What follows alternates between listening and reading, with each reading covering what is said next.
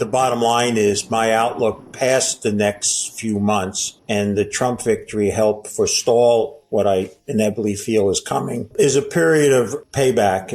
We have, as a country, for decades, have lived way beyond our means on both sides of the aisle. Has nothing to do about politics, where you live, what color your skin is and all, just in a general reality. And Wall Street, unfortunately, is mostly run by what I've coined a long time ago, the don't worry, be happy crowd.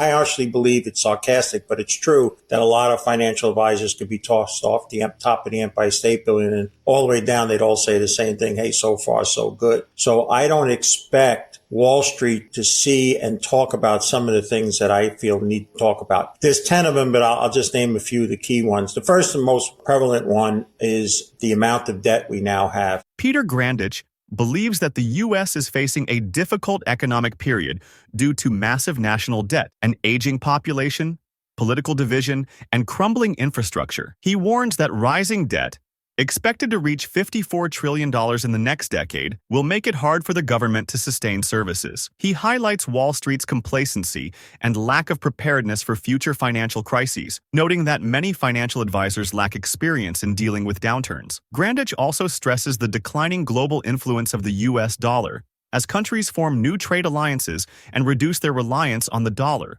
which could lead to inflation. He advises caution regarding speculative investments like Bitcoin, arguing that while it may rise in value, it is not a reliable alternative to traditional investments like gold. He recommends gold as insurance, not for quick gains, and remains skeptical of cryptocurrencies as long-term financial solutions. It's hard, just so you know, for me, I started in the dinosaur age of 1984. We didn't know what a trillion was. We didn't know how to count it. We didn't know what it added up to. Now we have 36 trillion in long-term debt, not counting what still unfunded liabilities are going to be. And the problem is, and some very smart people, including Musk, who I think is one of the smartest people that have been around in a long time, recognize that that can't continue. We're going to get to a point where the Congressional Budget Office has told us earlier in 2024 that they see a $54 trillion debt in less than 10 years. So if you just do math, say 50 trillion, put a 5% interest on it, it's 2.5 trillion in interest. The best this country has ever done is a little under 5 trillion in total revenue. And even if there's a boost in that, we're going to have a real difficulty servicing it because we're not going to be able to provide a lot of the other services. The other couple that are real big in my book is there's retirement and aging crisis here. You know, with 65% of Americans working paycheck to paycheck, they're unfortunately never going to reach those nice ads that we see on television about how everybody enjoys the last 20 or 25% of their lives. But they are going to become more of an economic strain, not only to themselves, but the government, because they're going to look for government to help them for these difficult times ahead at a time when it's going to be less affordable for them to do so. There's also an aging crisis within that. This is something I know Wall Street won't talk about. But there's going to come a point where by then, if I live another 12 years, I'll be 80 and I need some several $100,000 operation. And some poor 35-year-old young married man with 2 kids who's being taxed to death now to support people like me says, wait a minute, I can't even put food on my table. Why does this old man Grandich have to get this? And I go, hey, listen, I contributed like everybody else. I like to have it. And so there's going to become a battle regarding finances, but ages. And then the last couple that are really, really important to me is the political paralysis. And there's no question that for now, about half of the country feels relieved because they view it as their side won. But there is so disharmony that I don't think either party could go in a room now if we faced a similar crisis like we had in 2008 or 2000 or 87, which, you know, I started with my claim to fame, and solve anything. I think one of the big ones that isn't talked about is terrible crumbling of our infrastructure in the United States. And there's going to be an untold amount of dollars. And that's not being discussed right now in the topics about how we make America great again. But just ask anybody that's out on the roads or has to commute and all and has to go over bridges where, especially in the state where I'm from, New Jersey, so many of them are being condemned to the point where they have to be shut. So there are a lot of reasons. And I guess the best way to describe it is I'm somebody that sees the cup half empty, not half full.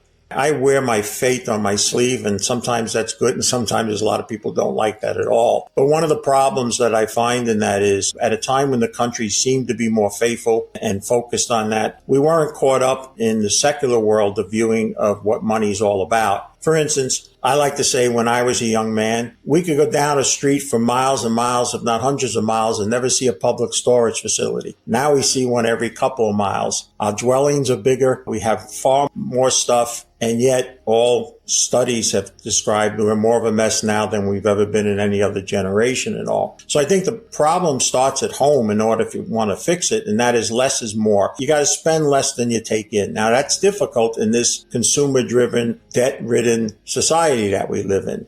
But that's really until we flip that switch and get back to that, there's no really long-term solution in my view. And we're getting to the point where we can't keep taking from the future by spending that money now. 7 out of 10 potential clients that come into our planning group, they come in spending more than they take. They have borrowed, they have deferred, they haven't fixed their cars, they haven't financed their retirements, their homes in order to live a higher lifestyle. And the above average returns that we saw for many years in bonds, that's kind of gone, but we're still seeing it in equities at the moment, has really kept them up in an artificial net, so to speak. And I'm afraid when that net is pulled and the reality of more tougher times than we've been used to, there'll be an exaggeration. And I'll add one more. The 4 out of 10 licensed financial advisors now weren't even born when I started in this business. And why I bring that out, that doesn't mean there's not some very young, smart people. But the problem is the markets have been basically one way for a long time. And they basically learned to drive a car on a one-way street. And you can be very good at that. It's so easy, and every time there was an occasional accident, this tow truck called the Fed came along, yanked everything out, fixed everything by throwing a lot of money into the system, and things got better. The problem was if and when we do run into a market that doesn't go straight up, the lack of experience of that and know what to do in that, I think will be overdone to the downside because of the lack of experience and the complacency that exists right now. I can't imagine this. I was very young when there was a Cuban Missile Crisis, but I was old enough to be taught about it when I was in school. And here we are, the closest since then to nuclear war. And there isn't really anything mentioned about it in Wall Street right now or have any concerns about it. And I just think that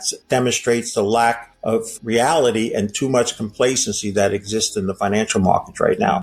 One of the reasons we've been able to fund all these tremendous deficits that we run is we created all this money and it's created in dollars. And then they go out there and currently a lot of those countries had to keep it in their reserves and so forth and so on because that's how trade was basically done. But the dollar has lost a lot of its influence in the world. It has shrunk to, some say now, as maybe as low as 70% of the trade. And many are predicting it'll be closer to 50% in the next 10 years. I think it's going to accelerate more because of how fast the BRICS are actually going to form and get running. But think about this. If that happens, and if there's at least just a competing, or they just simply create this unit that they're talking about just to trade among themselves and how they're going to settle their trade, they won't be using dollars. Those dollars are still in existence. They don't just go away. So what do? They come back to the homeland. And then, of course, that's where the high inflation rates, because then you have too many dollars chasing too few products and all. That's the number one concern you should have. The second that you should have is that these are many of these countries that control the supplies of natural resources that we need.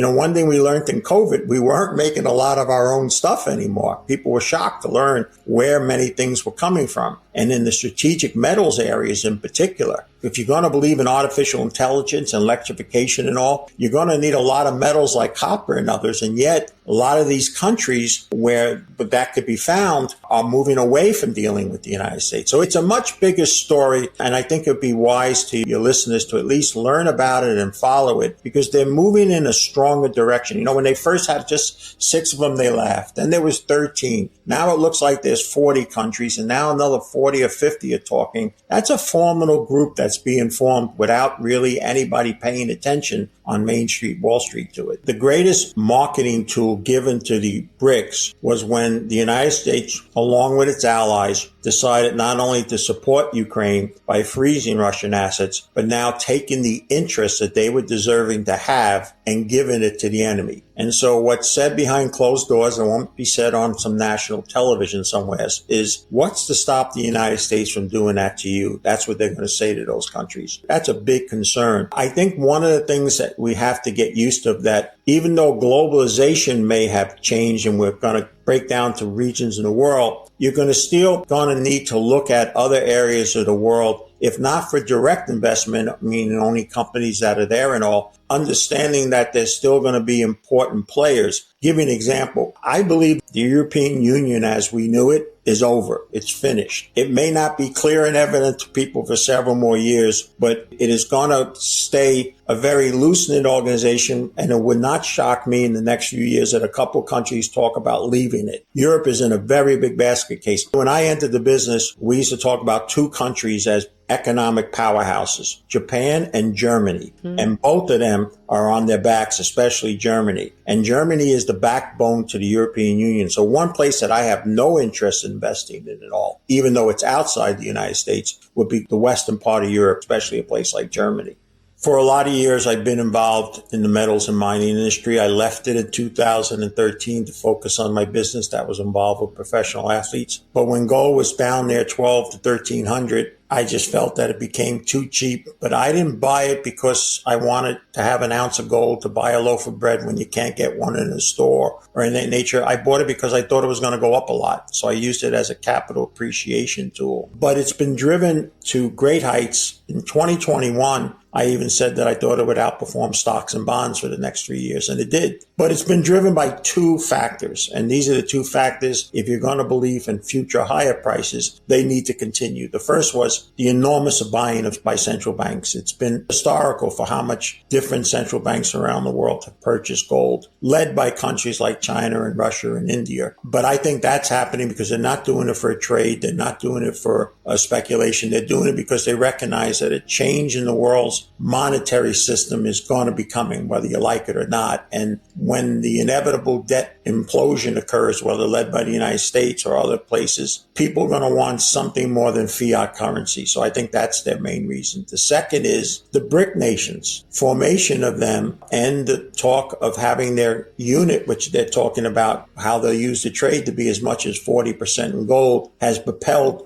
gold higher. I think both those things are going to continue, but not at the pace that they've done up until now. So when it got to 2,800 all, I said we need a correction. We've had it, but I think we're going to go into a pretty well trading range now between the recent lows around 2,500 and the highs around 2,800 until we get to the springtime when the BRICS start talking about their next agenda and what's coming, and the central banks will go back to being more aggressive on the buy side. I certainly feel much more comfortable owning gold right now than what's being touted as its replacement. You would want me to be 100% candid, not 98. I think people are making a big mistake thinking Bitcoin is going to become a reserve currency. Doesn't mean it can't stay like a great technology stock or a great speculation, but to speak about it being a reserve currency, we're only one step away from the top, because the only other thing, this investment, which has been searching for a narrative now for a few years, it's had 4 or 5 different ones. It's currently going to be a reserve currency, solve our debt. I suspect when they announce it cures cancer, we will have reached the top in it. May not get that top until they actually believe it can cure cancer. But what I think is important is not to lose sight of gold's historical role for a couple thousand years, and whether you like it or not, and if you're a Bitcoiner or a crypto nut or whatever you want to call yourself, understand central banks are not buying it, they're buying gold. For a lot of years, I told people this. New clients would come in and I said, listen, I want you to buy gold, but I hope it doesn't go up. And they almost do historically the same thing. They turn their head like a little dog and they go, Mr. Grandich, why would you want me to buy something that isn't going to go up? And I would go, well, looking at basically everything you own as a financial asset, you should buy it as insurance and hope you never have to use it, just like you have car insurance and home insurance.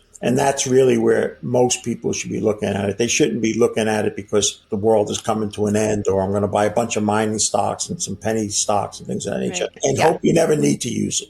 So my advice on Bitcoin has been fairly simple. In its first run up to a few years ago, I told clients, if you want to own it, just treat it like a penny stock, technology stock. Recognize it can go up a lot, but it can fall a lot. And it did. It went up to, near 70,000, came down. When it came down to 20 something, I actually said, hey, listen, if you want to buy it, I'm not going to be. But there's too many people that got behind it. Too much money has been spent on it. The financial networks are all getting big advertisements, money coming in. People like Fink, who 5 years before said I would never touch it with a 10-foot pole, now thinks it's better than sliced bread. They're going to make another run in it. If you want to play it, that's great. The problem is it goes back to the beginning of it. I have trouble with its number one spokesperson or number one person that speaks about it. When you tell people just a few years ago to sell your stocks, your bonds, your real estate, your homes, leverage, and not only put it across cryptocurrencies, just put it in this thing called Bitcoin, I just don't want to be involved with a person or follow anybody that's following that type of advice. That is historically the worst possible financial advice anybody could ever give, to put all your money in any one thing. And that's what the person basically did. Now, the ingenuity and brilliance of this man, who I like to say Madoff in hell and whoever created the tulip mania are very jealous of him. He created this almost self-fulfilling prophecy by creating a public company where people lend the money for near nothing. He takes that and buys that product. Then that pushes it up. And therefore, more reason you should only get more people involved. Then that stock goes up more, far more worth than even the asset is. And then he's able to borrow more against that. I don't know. To me, it's a 21st century Ponzi scheme. But the bottom line is, to me, that's not an appropriate, sound investment. That's a speculation. You want to speculate on that? Speculation was a word Wall Street created so they don't have to say what it really is. It's gambling. And when you gamble, you must be prepared to lose part of all your capital. If you're willing to do that and you want to take a shot and it's done. But I don't think it's the cure-all, the soundest thing. And it's not about to replace gold. It's not about to become a reserve currency and all that kind of stuff that's being pushed around. Can they take it higher in this melt up that's going on in the stock market? Yes. But I don't think it's an appropriate investment, at least for portfolios that I'd be interested in having. Peter Grandich warns of tough times ahead for the U.S. due to rising debt, political paralysis, and global shifts away from the dollar. He emphasizes the need for financial responsibility and highlights gold as a safer long-term investment compared to speculative assets like Bitcoin. Without significant changes, he foresees economic strain worsening for both individuals and the government.